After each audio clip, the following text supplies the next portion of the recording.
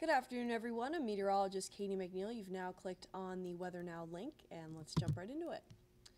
So we're only a few hours away here for the maximum coverage for the eclipse. Looking great out there with very minimal cloud cover across our area as we head into the later part of the afternoon here. Your temperatures comfortable as well in the low 60s and upper 50s down towards the South Shore here, 56 in Newport, a little bit on the cooler end.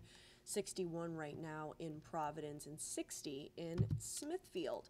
Satellite and radar steering clear of the clouds for now. We do have some upper elevation cirrus clouds that we'll be tracking pretty much throughout the entirety of the afternoon. None of these are really expected to impact viewing as they're pretty thin and hazy. So if anything, maybe create a hazy look to those eclipse viewings, but shouldn't completely block anything. We're seeing heavier cloud cover to our west here. So areas in the path of totality, parts of New York and Pennsylvania may not get the best viewing here in upstate New York near Buffalo.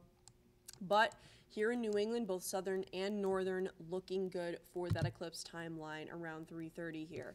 So let's take a look. So here's that 3:30 time frame where might have some upper elevation cloud cover moving through periodically, but anything that does move through, again, not expecting it to be a huge impact right around that time. Later on in the evening, though, clouds do start to increase here, especially as we head towards the overnight Monday with more partly cloudy conditions. So it looks like we will hold on just long enough through the afternoon for the eclipse before clouds start to move in later in the day. These clouds will start to break up a little bit more as we head towards Tuesday morning and afternoon. We'll see milder overnight temperatures than what we've seen the past few nights in the 40s, and this will lead way to a little bit of a warmer start to your Tuesday morning already in the low 50s, and we'll warm up again to the 60s by the afternoon.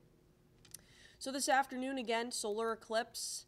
It'll last between around 2:15 to about 4:40 with that peak coverage time at 3:29 to 3:30 across Rhode Island and southeastern Massachusetts. Comfortable temperatures in the 60s in your forecast for tonight. Again, clouds will increase. It'll be partly cloudy overnight, dry, but not as chilly with overnight lows in the low 40s. We've been seeing those low temperatures the past several nights in the low 30s, so a little bit of a change there, and that'll lead way to a warmer start to your Tuesday. So good news there. So again, partial eclipse here in southern New England. We won't be at 100% coverage like areas farther north. That'll begin at 2:15 with the maximum eclipse around that 90% mark, 3:29, and it'll end at 4:38 this afternoon.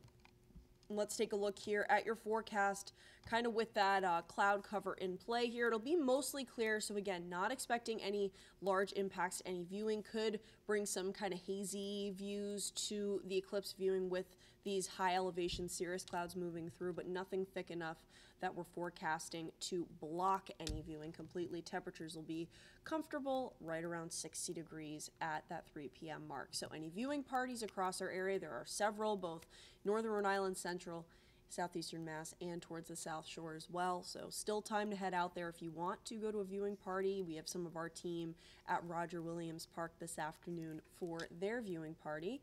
And as always, you can get your full forecast anytime at WPRI.com.